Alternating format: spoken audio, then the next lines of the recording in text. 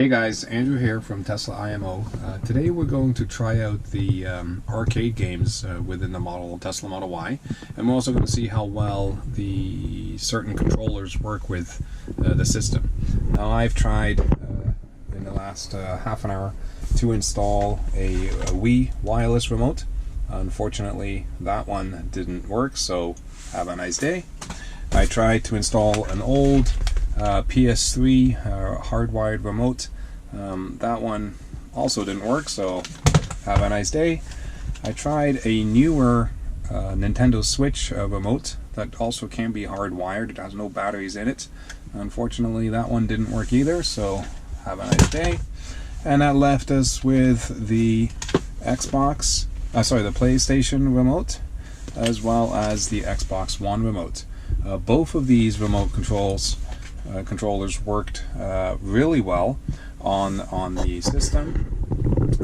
However, in order to get them to work, if you have a newer console from the Model Y, you'll know that they come with majority is it all Class C plugins, and so the old school USB 3 or USB 2, USB A if you will, plugs do not fit within that Class 3 area. So you'll have to purchase or find a USB A to Class 3 adapter. With that, then you can plug in your USB A into your USB C port, like so. And then with that, you'll slide open the console area, locate the plugs that are two of them in the front, and thankfully it's universal which way it goes in, and everything's in there. With that, there are a series of games, as you may have seen on some of the videos or looked through it. They have the Battle of Polytopia, Solitaire, Cat Quest, Fallout Shelter, Stardew Valley, Backgammon, Cuphead, Beach Buggy Racing, Chess, 2048, Asteroids, Centipede, Super Breakout, Luna Lander, Missile Command, Millipede, Tempest, and Gravatar. These bottom, 7 of them are pretty much old 80s games. Not sure why it keeps popping up. Old 80s games, which we all used to love to play if you're in my age demographic.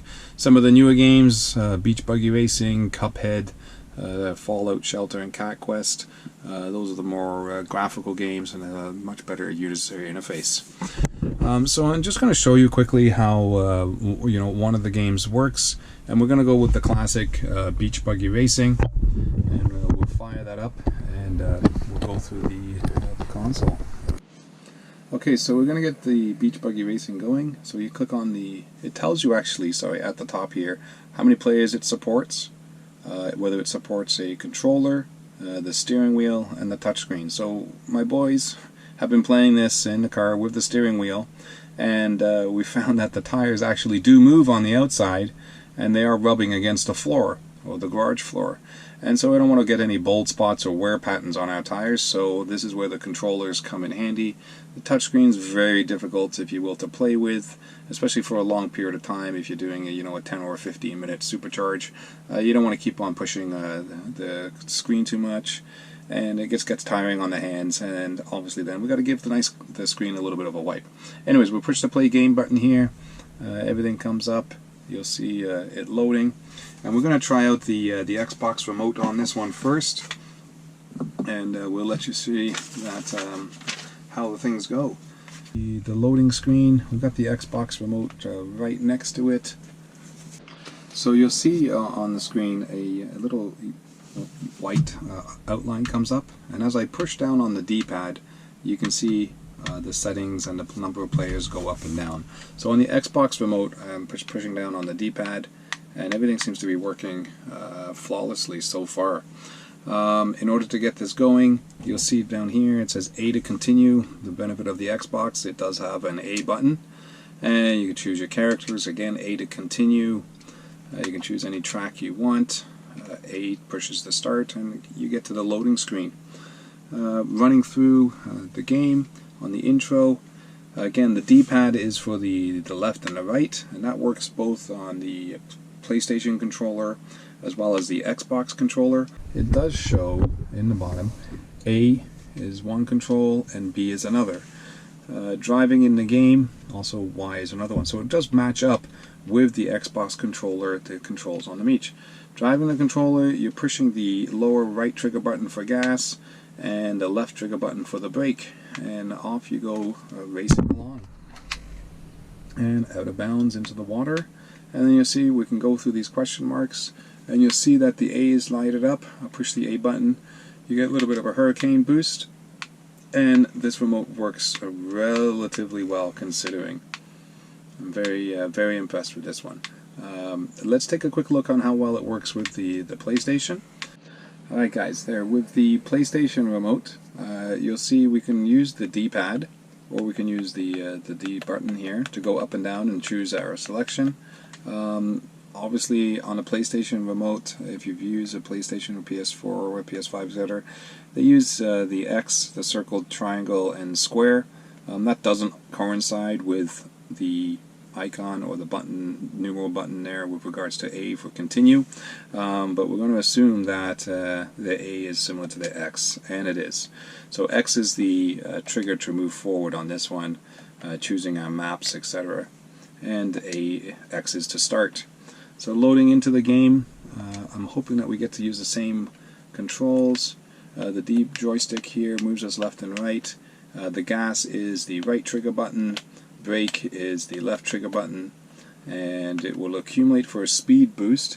And if it's similar to the Xbox, the A button again is X, and the B button will be the circle. So, and for the speed boost, we're going to assume that triangle, correct, there you go, is the Y button. So very similar to the Xbox. So for this game, I'd probably be more inclined to use an Xbox remote just because of the letters assignment and that they match up with that Xbox controller. Okay, so what I've done is I've just made a list, in my opinion, with regards to which remote or controller works best, either the Xbox or the PS4 for each of the games. And starting off with the first game, which supports a controller, is Cat Quest. And based on just my game playing and time, I'm going with the PS4 on that one. Moving down, Fallout Shelter doesn't use one, but Stardew Valley does use a controller. I'm giving that one to the Xbox. Cuphead, which is strictly a controller, that one I'm giving to the PS4.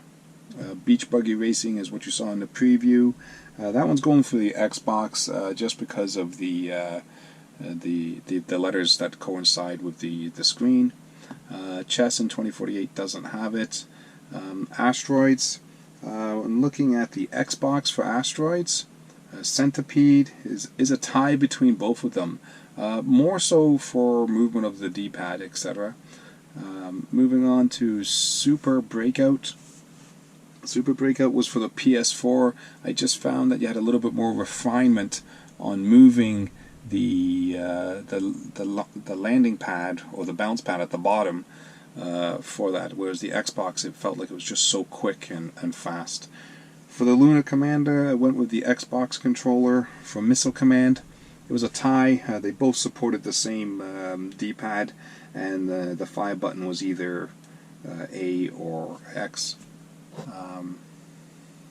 For the Millipede, we went with again a tie. The D-pad, the AX was the fire. Tempest, I went with the PS4. I had a lot more control moving around the graphics on that one. And the Gravatar, which is the last one, I went with the Xbox. So overall, the Xbox remote control seems to be best suited for the arcade games within the Tesla model series. Like I said, Xbox had 5 of them, PS4 I ranked 4 of them, and 3 of them had a tie. So if you're looking for a remote control for your Model Y, if you have $40, maybe $45 used to spend, I would go with the Xbox controller. Deal too, if you can like and subscribe this video, it would be great. You know all about the Tesla charging networks. Thanks very much here for watching, and from us as the controllers, have a nice day.